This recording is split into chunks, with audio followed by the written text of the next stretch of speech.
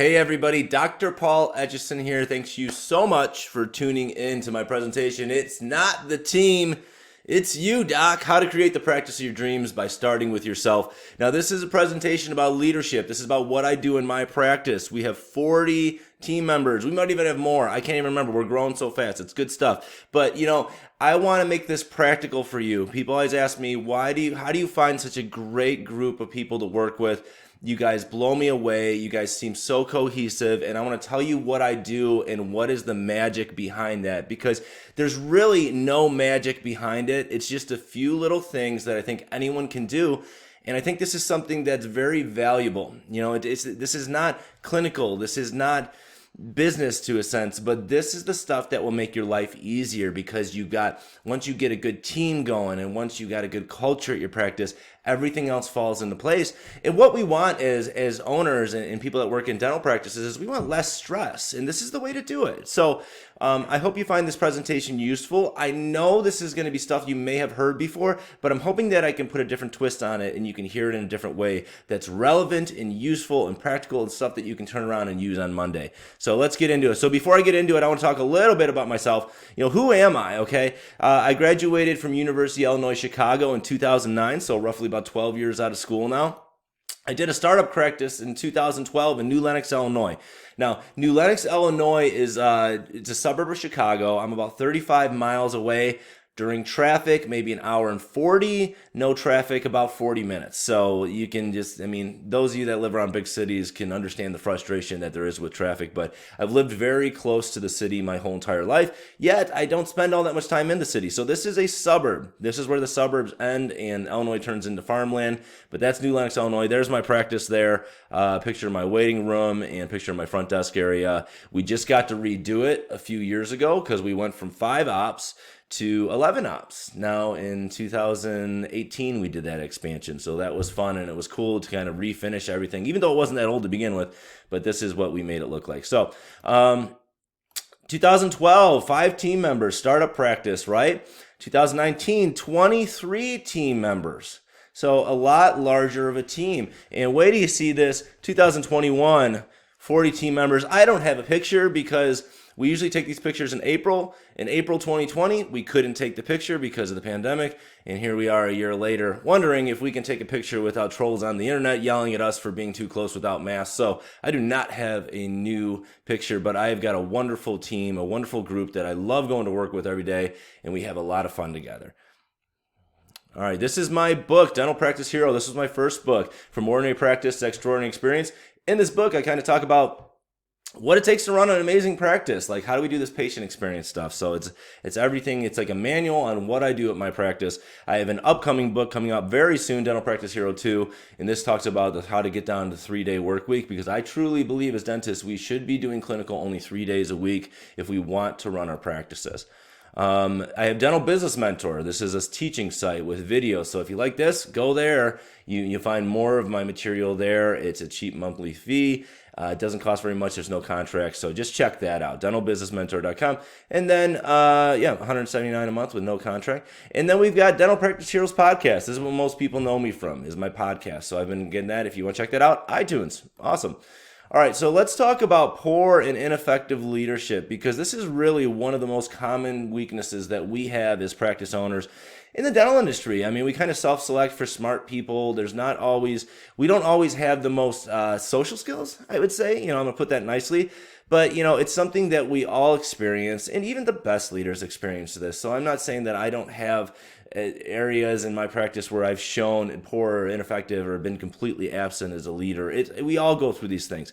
So it causes our staff issues. It's chaos. We've got a lot of things going on. Sometimes we go home and we're like, I can't believe how many things are happening at the practice right now. And it's really hard for us as owners to go home and have that separation. And it really starts to peek into our life. And I've been there where I've really felt like, I almost wish I had a job I could clock in, clock out, and just forget about it. But that's not what it's like in dentistry.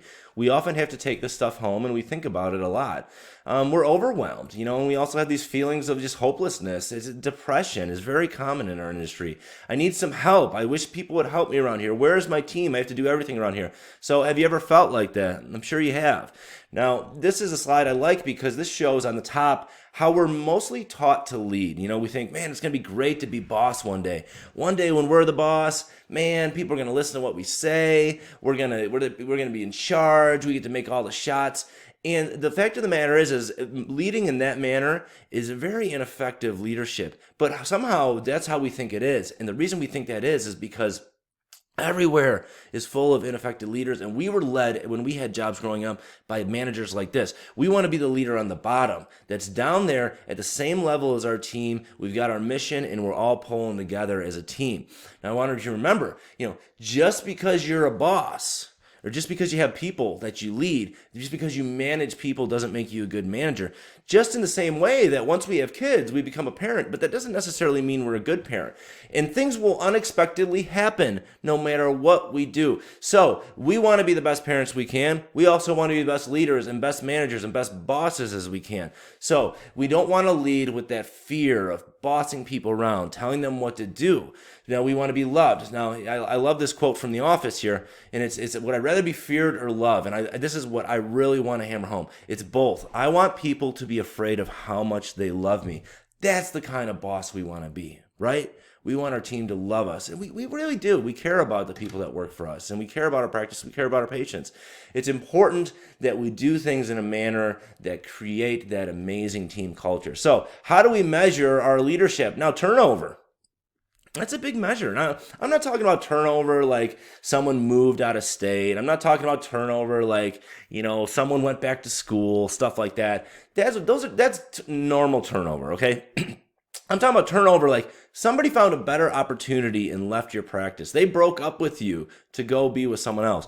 Another measure is how angry are you at your staff? Do you have someone on your team that just drives you bonkers, drives you bananas, and you're just like, oh my gosh, I got to do something about this. So our goal is to have zero turnover and happy staff that we enjoy. And this picture that you're seeing on the right, this is a snowball, because I really believe when we get these things right and we get them in line, it snowballs. It builds on each other, and it makes every single aspect of the practice run smoother and nicer. So what does no turnover and a happy team look like?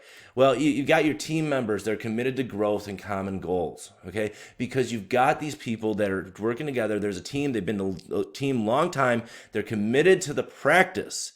They are loyal, okay? All your new hires will be hiring for growth. You're not filling holes in your schedule. Sometimes people ask me, how did you find so many wonderful people to work with you? And I say, you know what? They always just appeared, and we found people with great attitudes, and we just brought them into our culture and took it from there. But sometimes I wonder if I would have the team that I have today if I had to fill holes. I've never had to fill a hole, okay? I've always had to have just like, all my hires have been for growth because I don't have anyone that leaves my team. Now, I will preempt saying this. I have had people leave my team. One went to nursing school. Someone is currently leaving my team right now because they're moving to Arizona. But I've never had anyone quit to go do something else. This is what I'm saying. Now, all your new hires will come into a positive culture. You don't have any bad apples because you got a happy team. They come in, they're like, yeah, this is great. I remember I worked at my associateship right out of dental school, and a new assistant came in and said, wow, this place is so awesome. It has so many chairs. It's so busy. This is so different from the other office.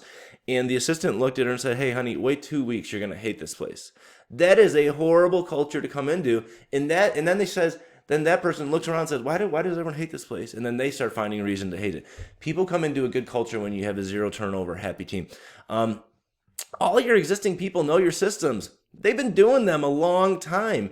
I can't even imagine what it would be like to train multiple people in different areas while you're trying to catch up and see patients, and it's stressful. We don't want to do that. So the efficiency, the positive energy, the high functioning practice, it all starts with having a low turnover, a low turnover. And we'll accept some turnover, but low turnover team. It doesn't have to be no turnover. So how do we do this? This is another snowball. That's that picture there. All right, we're going to create a vision that people can wrap their hearts and minds around. I don't know why that one came up before the one before it.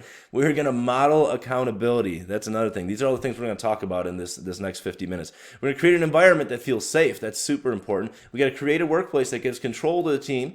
We got to create a thank you culture. That is, you feel that, that your team wants to be appreciated. And then we got to systematize our operations. And last, we got to communicate all of these things, right? So there's a difference between average bosses and the top 1%. The average boss is a fear-based boss that leads with the title. This is my practice. I call the shots. You do what I say. You come in quiet. You leave quiet. You shut your mouth. You do what I say. Stuff like that. That's how we're mostly taught to be, right? We're taught to lead that way. But the top 1% practices, these are the practices that are doing it really well. They're going to do all these things: accountability, vision, safety, control, gratitude, systems, communication. This is what I'm talking about in this presentation. And I want you to think about your previous employers, your coaches, your teachers. Who do you most remember? Remember the people that inspired you, the people that pushed you to do greater things. I mean, they challenged you, but you wanted to perform well for them because you felt respected by them. You felt like they cared about you. They inspired you, right? We remember those people's names. Like, who's your favorite teacher? Like, who's your best coach? We know their names, but we remember the bad bosses, but often we can't even remember their names, right? Here's a little Bill Lumbergh here. So, we don't want to be that person and I have lots of jobs that I had growing up. I can't even remember who the boss was. It's because they were that average leader. They were fear-based. They led with a title and they didn't inspire anybody. So we don't want to be that boss. We want to be this boss. Okay. We want to be this one on the right side. So we're talking about the top 1% of bosses. And our first topic we're going to get into is accountability. How do we do this? All right. This is Jocko Willink. He wrote a book called Extreme Ownership. Fantastic leadership book. He's a Navy SEAL Team 6 guy. I mean, he looks pretty hardcore. I wouldn't want to mess with him. But some quotes from his book here. The best leaders don't just take responsibility for their job, they take extreme ownership of everything that impacts their mission. And I want you to translate this into the practice. What this means is that you need to say that every single thing that happens in that practice is your fault. You have to own it. All right? Every single thing. From the way the phone is answered, to the way you forgot the lab case, from the way the bathroom is clean, from the way it smells, to the way that you guys discuss things with your patients, to how someone's up unhappy, a hygienist is unhappy, or because somebody didn't show up today, or because they dropped the ball with the patient. All these things need to be your responsibility, make them your fault, and take extreme ownership over everything that happens in the practice. All right? I hope that makes sense there, and I'm going to discuss this a little bit more. Another quote I really love is, there are no bad teams, there's only bad leaders. And I truly believe this. We like to blame our staff. We say, oh, if I only had good people, if I only had good people. It's your fault you got those people. That's how you do extreme ownership. Make it your fault. Let's talk about locus of control. Okay, this is a psychological idea that pretty much just, I'm trying to put my screen here so that I don't cover the slide. There's an internal and an external locus of control. And this is a psychological idea. And essentially what it means is, like, an internal locus of control means that I control my destiny. I control what happens to me. I control, like, my future, all these things. This is someone, a go-getter. I can do it. I can do it. The external locus of control is someone who says, things happen to me. I'm a product of my environment. I'm a victim. There's nothing I can do. Do you know anyone like this in the dental industry? Oh, the insurance companies are doing this. Oh, the corporate creep. The corporations are coming and ruining dentistry.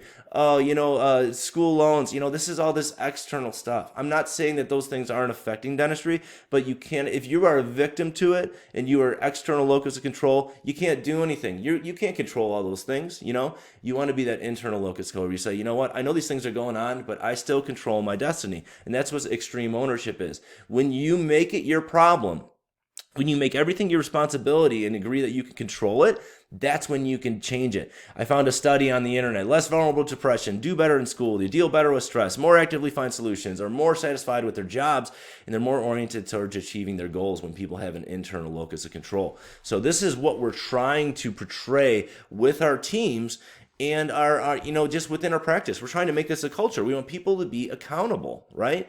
So extreme ownership. We want to use the extreme ownership lens for everything. Let's take an example. Someone's not answering the phone in the manner that you want them to answer the phone.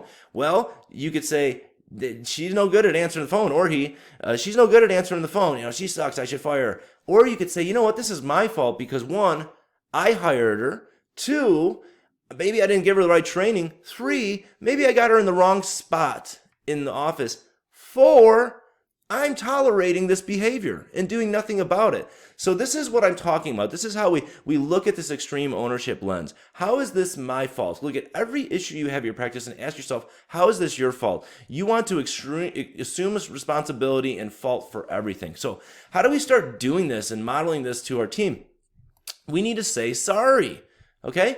Public apologies. Apologizing, a lot of people believe it's a weakness. We can't do it. We shouldn't be apologizing. It makes us look weak. No, it shows humility, and that's huge. People love humility. People want honesty, authenticity. And I say this all the time because if you think about it, a lot of the issues that will come up in your practice, they'll be the first time you ever dealt with things. And you're doing the best you can as the leader and the owner, but they are the first time. So I can't tell you how many times I've said to my team, hey guys, you know that thing that happened, looking back on it, I really don't like the way that I handled that, and I wish I would have done it differently. Can you guys please forgive me?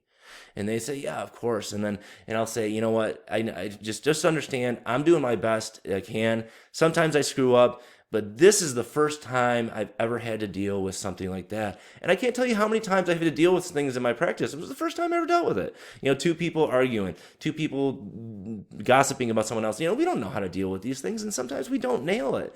But there's nothing wrong with standing up in front of the team and saying, I'm sorry, this is my fault. Hey, that thing happened. I assume total responsibility. It's totally my fault. And what you'll start to see is that when you do this with your team, someone will go, no, doc, that was my fault. I didn't. You're like, no, it was my fault. And then you're fighting over whose fault it was. But you're not blaming the other person. You're blaming yourself. This is what accountability looks like in a highly functioning practice. So I hope that makes sense. Let's move on to the next one. Okay, we're going to go talk about vision. I love this. This is so important with all your team. You have never heard this. You've never heard vision like you're about to hear it right now, and we're going to make it matter, okay? So we got three things we want to do with vision. We want to make it important. All right, we want to make it for everybody. It's for everyone on the team, and we're going to make it real. It's going to matter. This is something called vision story creation. This is an idea I got from Donald Miller. He has a podcast called Story Brand. He's written a few books. He's an author, Blue Like Jazz. Great author if you're looking for some stuff to read, Donald Miller. But I got this idea from him, and it's really cool. And the whole idea behind it is that missions are really boring. Mission statements, they don't do anything for you, okay? Vision statements don't do anything for you. So how do we create something that actually does what we want it to do? Because for most practices, it's just a bunch of words on a piece of paper that nobody ever reads or remembers what it says. So let's talk about the times that we've made a difference in our patients' lives, right? Think about these cases that we have where we've made a big difference. You can see that this made a difference for this person's life, right? How many cases like this do I do a month? I don't know, maybe one, sometimes two. I don't do a lot of cases like this. None of us do. These are the larger cases. But usually when we're thinking about we're making a difference, it's something very visual. Or sometimes it's a patient that is very high fear, right? Or we have a highly appreciative patient. Oh my gosh, I'm so happy. You guys are so great. You're so great. And you're like, wow, we really made a difference, But a percentage of all the patients we see in that patient, it's a very small percent, right? So do we really make a difference like day to day, right? What about this? What about doing a filling? Is that making a difference? Who cares, right? We do this all day long. What about doing cleanings like this? Who cares, we don't, it's not that making that big a difference. Because remember, like when we did the shutdown, these were the non-essential services. Definitely not essential, not that important. Who cares? But I want you to, this is an idea I want you to stress home with your team. You do this during a meeting. I'll show you how to do this. But what about this? What's time? What happens with these non-essential things if we just leave them be? What are the consequences of these things if we just leave them be? And this is the point I want you to hammer home with your team. All right. I did this in a meeting. I'm going to show you exactly what I did. I said, I found patients that we saw at our practice, and I went on their Facebook, and I Facebook stalked them, and I took some pictures off their Facebook page, and I put them in a presentation for my team. And I said, hey, does anyone remember this guy? Oh yeah, that's Mr. Jones. Oh, he just came in for his SRP. And I'm like, cool. I'm like, this was a guy that he didn't like going to the dentist. He put it off for a very long time. He came in. We were so friendly. We presented treatment in a manner. We financed the treatment. We set up the appointments. He liked us enough to come back and get the SRPs done on one side. We made it so easy for him. He loved it. He came back and he got the other side done. Cool. It's a win, right? But it's just a cleaning. But you know what? Now this person doesn't have gum disease, active gum disease. So what are the odds that this person is this person more likely or less likely to walk that little girl down the aisle that he's at this daddy-daughter dance with? More likely, right? Is he more likely to be a father longer? Is he more likely to be a husband longer? A son, a brother, uncle? Is he more likely to do all these things and be a light to the world around him? Is he going to be on this earth longer because of what we did? Yes. Who did it? The hygienist? No, it was the way we answered the phone. It was the way that we had the office was clean. It was the way we presented treatment. It was every single little thing that happened when that patient came in that contributed to that patient saying yes to treatment. So every single person on this team made a difference in this person's life, and hence everybody that he knows' life. A difference in that little girl's life. Dad's going to be around longer. So is it just a cleaning? Probably not. Let it go. Let it get really worse. It'll change someone's life. So it feels like just a cleaning, but it's a big deal. What about this person? This is a 19-year-old girl, went off to college, came back and just got like a filling on like number 14 MO. Big deal, just a filling. But let's say this. What if we did nothing? What if she never came in? What if she was a dental phobe because we didn't make it so easy? We didn't provide a great patient experience. What would that happen? It would eventually turn into a root canal, right? And then she'd come back in, and maybe she was fearful. Maybe she never comes back in. And then you know how cavities, like caries, it spreads. And then she's got a mouthful of cavities. And then she's in pain. And she goes to the dentist. She starts covering her mouth when she's laughing and stuff like that because she's like, you can see all the cavities. And then she comes and says, Doc, I need to do something. I can't live like this. And you're like, okay, I can fix all your teeth. It's $25,000. They're like, oh my gosh, I can't come up with that. So she goes away. And she comes in and gets a tooth extracted one by one, until maybe she's 35, 40. We completely edentulate her, okay? We put her in dentures because that's all she can afford. Now, she can't really eat vegetables because it's hard to eat stuff hard. She doesn't really feel comfortable going out to dinner with friends because she's worried her teeth are going to fall out of her mouth. So it changes her life. It changes her nutrition. Maybe she'll die earlier because she's not eating vegetables. I know this seems hyperbolic, but you know, it's true. And where did that start? Where did that started with a filling on number 14 MO. So is it just a filling? It is, right? We take it for granted because we do it all the time. But in reality, this is a big deal. We are changing people's lives. Dentistry is very important. It's very essential. All right? It's just a routine. Fill in the blank, right? Fill in the blank. This is a family that has 2 kids that like going to the dentist. A family with dental health. These 2 kids will have kids of their own. Hopefully not together, but they'll have kids of their own and it won't be dental phobes, right? You know, these are the things that we're doing. This is how we're changing people. And when we provide a great experience for people, they tell other people about how different they are, and we have more people to provide that experience for. Okay, so this is my vision story. I'm going to read this to everyone. I'm trying to read fast because I don't want to spend too much time on it because I think you get the gist of it. But this is what I wrote. This is our like kind of mission statement at my office. All right, and this is written in a manner with like villains and conflict and stuff like this. This is the story brand mission. So people hate the dentist. They despise going because of past negative experiences and the manner in which our colleagues operate their offices. People avoid having the dental and systemic health they deserve. This is our mission statement. Our mission is to create such an amazing and unheard dental experience that people are excited to get their teeth healthy and tell their family and friends about it. And we will set the bar to which all other dental offices are measured. If we cannot create this environment experience successfully, people in our community as well as other communities' dental health will suffer. See, this is important. This makes it important. Wow, we are really making a difference in our community. People won't be as confident in themselves as they would like to be able to foods that they want, get the best nutrition, and hence be as healthy as they could be. We will help people live their best lives. Hey, if you want to, I don't know, take a screenshot or something if you want to read. I don't want to read through this whole thing because I'm seeing that I'm a little bit behind on where I want to be at time. But it says what we have to do. We're going to treat everybody as a family member. We need to believe in what we provide. We got to believe that we're making a difference. We have to stay positive. We have to be committed to each other as a team. Stay committed to the experience. What's at risk? And this is like the conflict, right? People's dental health is declining everywhere. It affects their lives in a big way. As it affects them, it affects every person they know and touch, as dental health undoubtedly affects their behavior as well as longevity. We are the answer. Hey, we're the solution. We have the power to make an impact. You bet we do. We can help our patients eat healthily and happily. We can help them smile and exhibit the confidence so that they can be a light to the world around them. I said that. This is the last that I put this in bold. If we can provide an amazing dental experience enthusiastically, authentically, with understanding, with integrity, and with the patient's best interests in mind, we can change the way people feel about dentistry and provide the vehicle in which people can obtain their best dental and physical health. We can help them live their best lives. Okay? I want your team to feel that. And like I said, this is for everyone on the team. It's real. There's real examples they can see. When I did that meeting with my team, I had somebody at the front desk text me later. She goes, "Oh my gosh, I loved the presentation you gave at the meeting today." She's like, "I never realized how everything I do in the front really changes people's lives." And that's what you want. You want them to feel right in their heart, right? Okay, so that's a vision that does something. All right, let's talk about the next thing, safety. Oh, look at this guy. Who's this? Okay, there's a movie called A Quiet Place. This is I don't know why me and my wife went to go see this, but this is totally not our type of movie. But, there's these aliens, and they come down to Earth, and they can't see, so they're blind, but they can hear really well.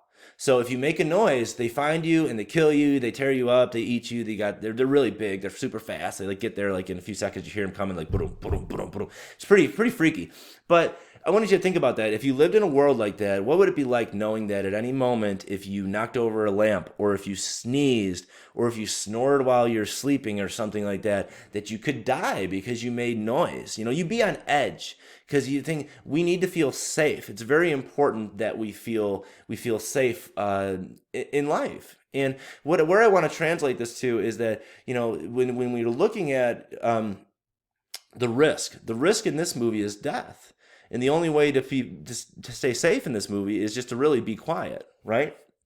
So let's think about this. What does this mean in our practices? This idea of that we have to stay quiet to be safe. And I want to say this is the same thing in our practices. Let's say you're a team member and you're in a meeting and people are collaborating and you don't want to like look stupid, or you're scared to like share something because you think your boss is going to yell at you, or you think people are going to think you're stupid or interruptive, or just like you're just not being.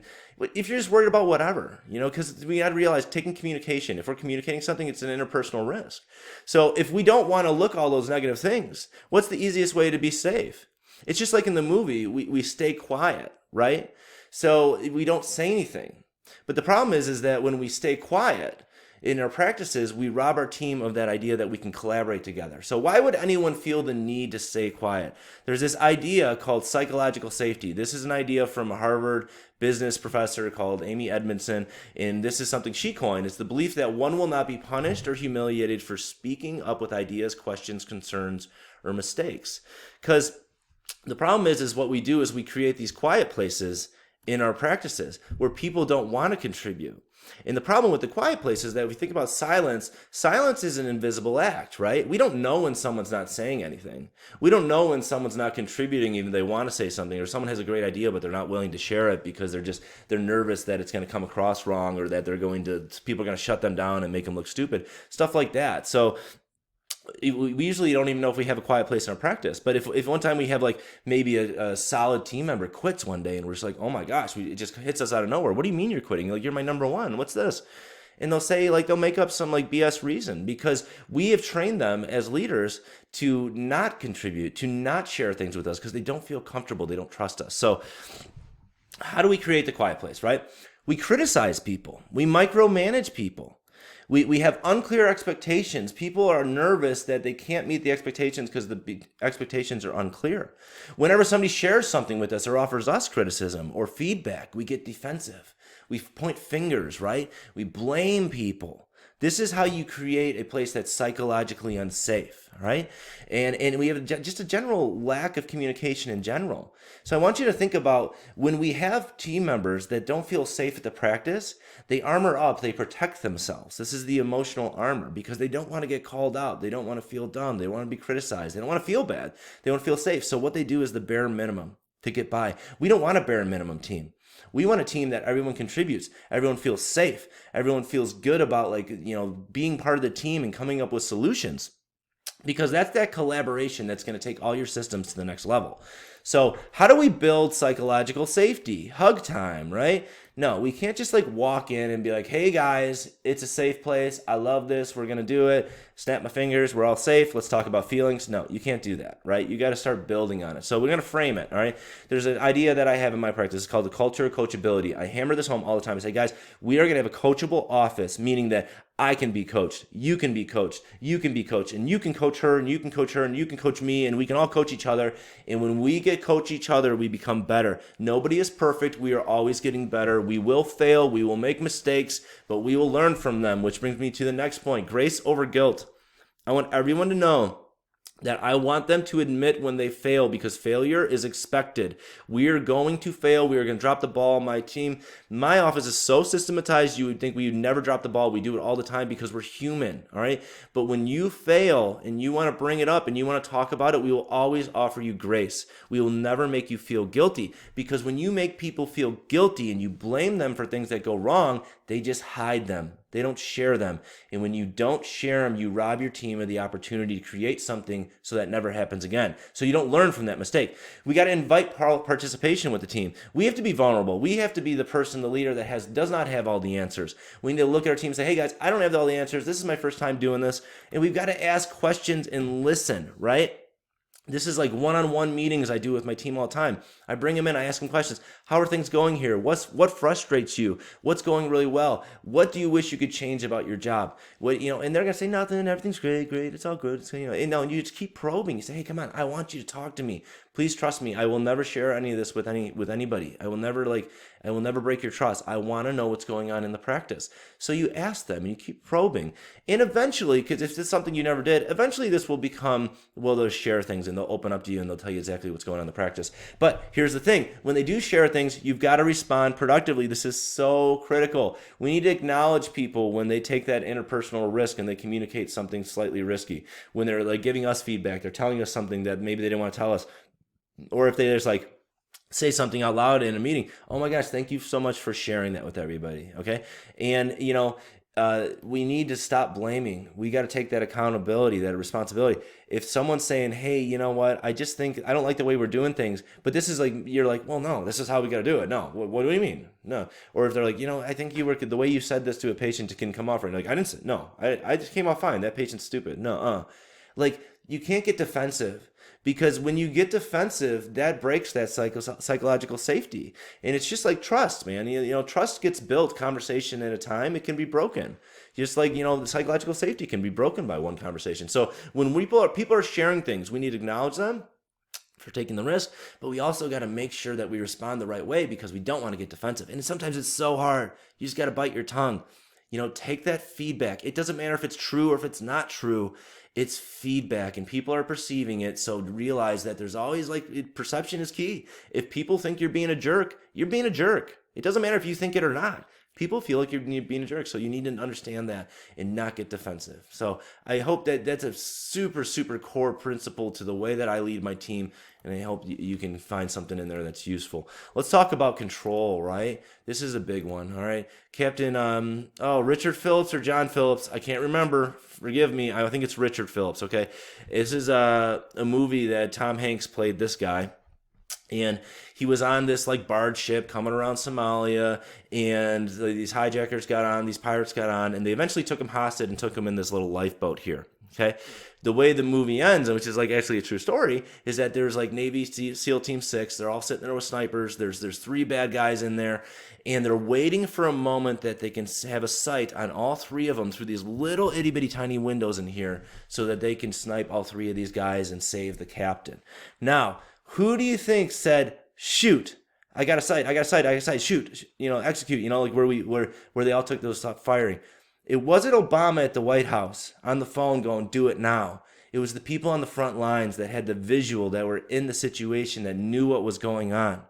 Because you can't know what's going on from way up at the top. That's the point I'm trying to make, okay? This is a really cool movie. You should watch it. And Tom Hanks, I love Tom Hanks. So who knows what's going on in your practice? The people on the front lines know exactly what the issues are. They know where the balls are being dropped. They know what's going on, what's going well, what's not going well. You got to ask them, and you got to let them have the control to fix these things. So that's where it comes back to control, okay? So ask your team, ask the people on the front lines. Trust me, you have no idea what goes on in your practice. You think you do, but you don't, because you don't ask your team. There's something called the Whitehall studies. So this was a big study that was done on the British Civil Service, and they were looking at who has more stress in an organization. Now, the British Civil Service, I don't know why that's so hard for me to say, civil service, is it's just this big bureaucracy in Britain. So it was a good thing to see this organizational structure and see who has more stress. Now, was it going to be the people at the top, the people at the bottom? Why, right? So what they actually found, most people say it's the people at the top. They got more responsibility, the stakes are higher, stuff like that. But what they found was it was the people at the bottom that had more stress. And then they probed deeper, why do people at the bottom have more stress? And it's because of lack of control. All right. They have a lack of control. Now, I want to relate this back to that internal locus of control versus external locus of control. Remember the people that had the external locus of control, the victim, how they were more likely for depression, more likely for stress. That comes back to this. When you have no control and the world just happens to you, you have more stress. So that's what it was. The people at the bottom had a lack of control. There's micromanagement. We have this in our offices. We have brainlessness. We have a team that will come to us and they'll say, what do I do? What do I do? I don't know what to do. And you're like, use your effing brain, right? But we've trained them not to use their brains, that we've trained them to not make decisions. We trained them to come to us for the answers. We also have unrealistic expectations that can never ever be fulfilled. So they feel like no matter what they do, they can't ever meet the expectations. So it's just futile. There's no control. And then we don't trust our team. We always tell them what to do. We don't feel like we can relinquish that control. That's micromanagement. And we become the answer person, right? And we don't want to be the answer person. Okay, here's what I think. If you feel like you're answering questions all day, start trying it like this. Hey, doc, this happened. What should we do? And you go, I don't know. What do you think we should do? And they're just like, that's why I'm asking you. So what do we do, doc? And you're like, well, I don't know. What do you think? They're like, well, I don't know. That's why I'm asking you. It just goes back and forth. And you're like, well, what do you think I would do? And they're like, well, I don't know. Maybe you would do this. And you're like, I don't know if I do that, but why don't you try that? Let's see how it goes. And if it doesn't work, we'll talk about it again. Cool. Try what you think is best. Do what you think is best for the practice. If it doesn't work, we'll talk about it. Grace over guilt. Remember? Just start answering questions like that when people come to you with every little thing. Pretty soon, within 2 to 3 weeks, I promise you nobody will come to you anymore because they know that you're not going to give them an answer. And they're like, wow, this person trusts me, okay? So that's the big thing. We need to trust these people. So we need to involve the team. We need to ask the questions. We got to invite the collaboration. Hey, guys, let's come up with something together. Step back. Let them run with it. They're going to make mistakes. They're going to fail. But remember, we already told everyone that failure is expected, and we're going to offer grace over guilt. We're going to make everything a learning experience, and we're just going to, let it go. Just, tell people the expectations and shut your mouth. That's how you build trust with your team. Now, what does this also do? This comes back to this idea of control. People have control. They become stakeholders in the practice. They feel like the things that the practice is doing is because of their input, because of the things that they have come up with, and they have ownership in that practice, and that's a happy team. Give your team control to make decisions. I can't tell you how many times I'll walk up to my front desk, and I'll see what they're doing, and I'm like, what is this thing? And they're like, oh, this is how we keep track of this, or this is our system for this. I'm like, this is awesome. I didn't come up with that system. They did. I trust them. They know the goal. They know what we're doing. They just do it, right? Okay. All right. Let's go to our next system, or our next aspect of being the top 1% of bosses. Oh, baby. Okay. I love this book. Somebody bought this for my daughter for, I don't know what birthday. Anyway, it's called How Full Is Your Bucket for kids. And what it is there's this guy, Felix, here, and his grandpa tells him that everybody has this invisible bucket above their head. And when they're happy and feeling good, the bucket is full. And when they're really sad and having a bad day, the bucket is empty. So you can see over here, this guy dropped his papers. It made him sad. His bucket's not very full. This outcast over here has got a really empty bucket. Nobody wants to play with them. But these people are happy. Their bucket's pretty full. Felix is looking pretty happy. His bucket's full. So he goes through life and he realizes that when he does nice things for people, it helps fill their bucket. But then what he kind of surprised is that when he fills other people's buckets, his bucket gets full. And he also realized that when his bucket's not full, it's hard to fill other people's buckets. So what I'm trying to say, and what does this mean for our practice? You're like, dude, what are you talking about? All right, we need to have a happy team so that our team's buckets are full so we can fill the buckets of our patients. And the way that we make our team happy is we show gratitude for all the little things that they do. All right, every little thing. And I'll tell you how I did this in my practice, okay? And this is when I had a smaller team. I used to do it like this. This was my system. Is I would have a little chart taped to the wall by my desk in my office, and it would say FB for filling buckets. And then I had to go. There was initials of every single person that worked there, and I had 2 little check boxes next to them because I wanted to catch them doing 2 things right a week. I would try to find 2 compliments to give them a week. And what's cool about this is when you put this chart out there, you're going to realize that as the doctor, you're going to do this with your assistants. It just happens. You can find things to compliment them on all the time. The hygienist, it's a little not as easy because you're not spending as much time with them, but it's still easy. The front desk and all your admin team, It's very difficult. You don't spend a lot of time with them. You don't spend a lot of time seeing how they work. So when you make this checklist, you will make sure, like I'll go in, I'll say, oh, this person, I didn't give them a compliment all week. Okay, I got to look for something that they're doing right because I want them to know that I appreciate every little thing that they do. And I'm also, I'm saying, I'm at the end of the day, I'm like, man, we did awesome today. God, great job team. That was so awesome. And I'm trying to fill their buckets because full buckets on your team helps fill the buckets for your patients. So this is a happy team. We had somebody write us a review recently that said, you can tell that every single person that works here loves their job and loves what they do. That was like the coolest review that we've ever had. And we've got well over 1,000 of them. It was my favorite of all time. This really literally just happened this week. And it's just cool to set somebody notice that. It's so important to me that everyone loves their job. So get out there, fill your team's buckets. I don't care if it's something so dumb as, hey, I noticed that you always sweep the floor before the patient comes in. That's so awesome. Every little thing matters. Thank you for that. Little stuff like that, they're like, okay, yeah, this is just part of my job. No, I don't care if it's stupid, if it seems small. Let them know that you noticed that you saw that they did it and that they do it the way you want to do. Start showing gratitude for your team. They are the reason your practice is the way it is. If you're so thankful for your team, oh, they know I'm thankful. They know I don't need to tell them. Yes, you do. Okay, that brings me to my next part. Okay, this is my 5-year-old daughter's birthday, and my wife gets all these ideas on Pinterest, and she goes and gets all this stuff, and all the decorations match and everything. And what I've learned is that I just shut up and I don't ask questions. I just let her do her thing. She loves doing it. I think it's overboard, like you wouldn't believe, but whatever, okay? So here it is. Notice everything matches. The cake matches, her outfit matches, the balloons and all the candy and the sweets table, it all matches. Everything's got to match because that's how kids have parties nowadays. I don't ask questions. I just say, okay. All right, anyway, so what don't you think about this? We love this little girl very, very much. We throw her this big party, and this is showing how much we love her. We love her so much we throw her this big party. We go through all this trouble. But then, that's one day a year. But the other 364 days a year, we don't really need to tell her that we love her because she knows we love her, right? Look at this party. Of course she knows we love her. How could she possibly ever question it? So we don't really need to tell her that we love her, right? Now, that sounds ridiculous, right? I'm being facetious. Obviously, we tell her we love her every day because we love her so much we just want to tell her. But think of the idea that if we expected our kids just to know that we love them just by one day a year, and we showed them that we loved them. Now, this is what we do with our teams. We do one performance review a year, and we give them some thank yous. We give them some props. We tell them we love them.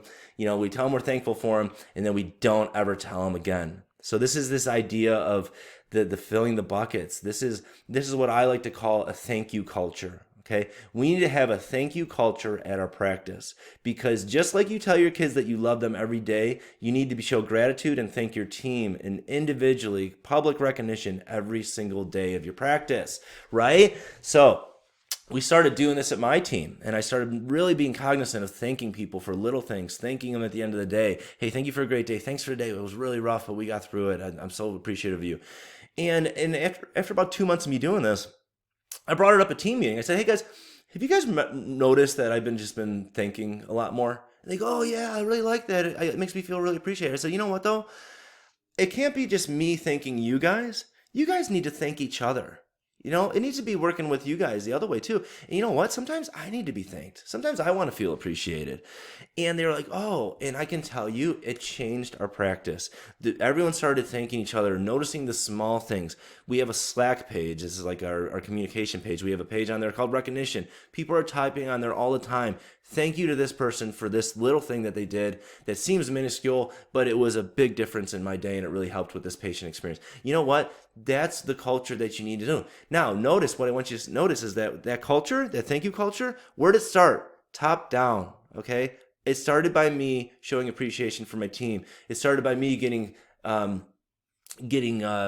systematic about filling buckets. So look at yourself, make a chart, start doing this with your team. See if the morale kind of changes. All right, we're running out of time here. Oh man. Systems, super important to turnover. Why is systems important for turnover? I don't know. That seems so weird, right? But what do people want? What do consumers want? What does everybody in this world want? They want consistency, right? We need consistency. Plain and simple, that's it. We need to know that the experience, this doesn't matter if you're at another company, you're at work, you're patients, this works for everybody. We want to know that the experience that we got last time, we're going to get it next time, and that if we recommend it to someone, they will get the same experience as well, right? Consistency is key. We want consistency. We want things to be the same. We need some element of unpredictability, which our dental offices are going to be unpredictable all the time because that's just how a dental office is. But we've also need that security that things are consistent. So systemization of your practice is a big deal. Yeah, people want systems. This is a screenshot from a Super Nanny. You guys might remember this show. Some of you might be too young for this, but this was a British nanny that would come in and help families parent their crazy ass kids. Crazy ass tantrum kids, so they would help parent them. All right.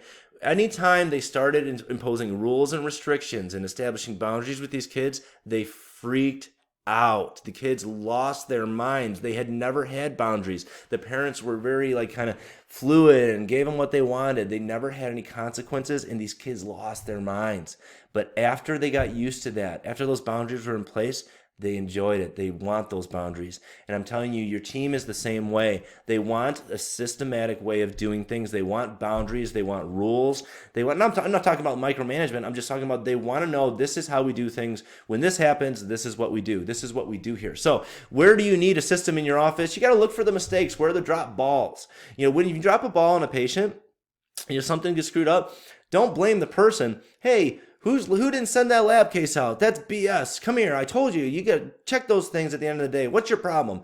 Say, hey guys, this lab case didn't go out. It resulted in a very upset patient. What can we come up with as a system so this never happens again? See, we're not blaming, okay? Whose fault is it the lab case that went out? Well, you want to say the assistant. No, it's you as the owner, extreme ownership, because you didn't create the system or you didn't inspire the team or collaborate with the team to create a system so that doesn't happen. So see how we're tying all this stuff together. So look at where you drop a ball. That's where you need a system. What's the best way to do this, guys? Let's come up with something together. Hopefully, if your team feels psychologically safe, they feel like they can collaborate and do this together with you. They can contribute. We can come up with a great solution together. And I want you to say ready, fire, aim, right? Don't ever feel like you have to have all the answers before you implement something, because one of the beautiful things about a dental practice is we can try anything for a month. If it doesn't work, we can pivot, right? We can change it. So just implement something knowing that you're going to revisit it at another team meeting and you might change it or you're going to pivot. You're never locked into it. You could stop doing the new thing altogether, but you need to implement systems. So this needs to be what you're doing at your practice, talking about this with your team. This is what I just talked about. We can try anything for a little bit. And another thing I would say about systems is keep looking backwards, okay? If the problem is, people don't pay their statements, we have to spend all this time sending statements. We're saying, like, how can we get them to pay their statements? Well, maybe we'll send the statement and we'll call and yell at them. Or maybe we'll send the statement with a bright orange envelope. Or keep looking backwards, because the answer might not be people not paying their statements. It might be, why do they even have a balance? Why didn't we collect when they were there? Why wasn't our insurance breakdown correct? Why did we perform the treatment without them paying? So look backwards. Is there a solution that's higher up on the chain that you can create a better system for, right? Okay. The last thing, okay, so communication. Everything in our practice with leadership comes to communication, okay?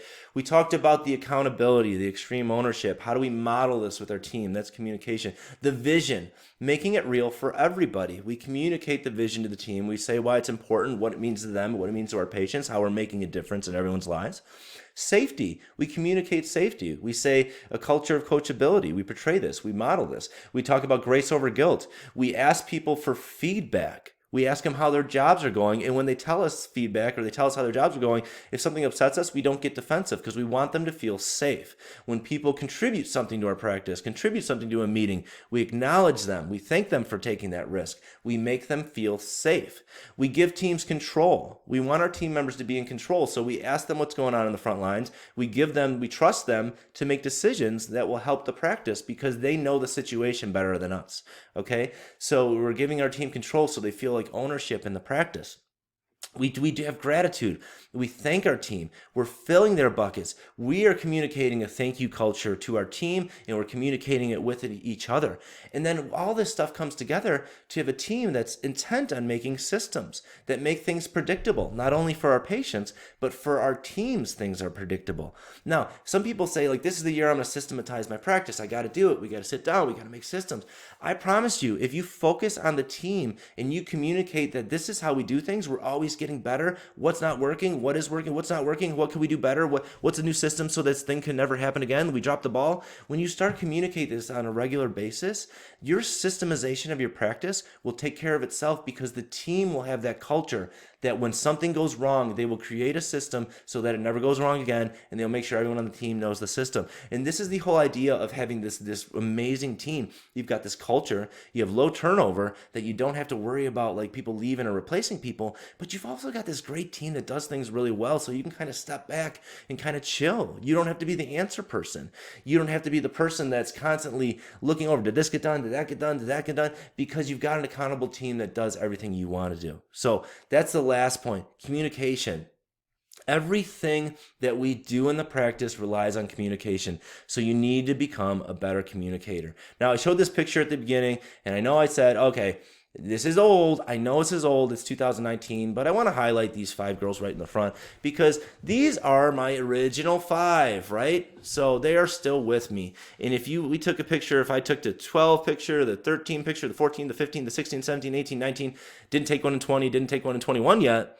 But if I lined all these up, you would see that I have the same people in every single picture. No one has ever left. Everyone always appeared in the next picture, the next year, the next year, the next year, because nobody has left. Because I do all these things with my team, and they love their jobs. Now people say, oh, you probably pay them so much. No, it's not about pay. I pay them well, okay? But it's not about pay.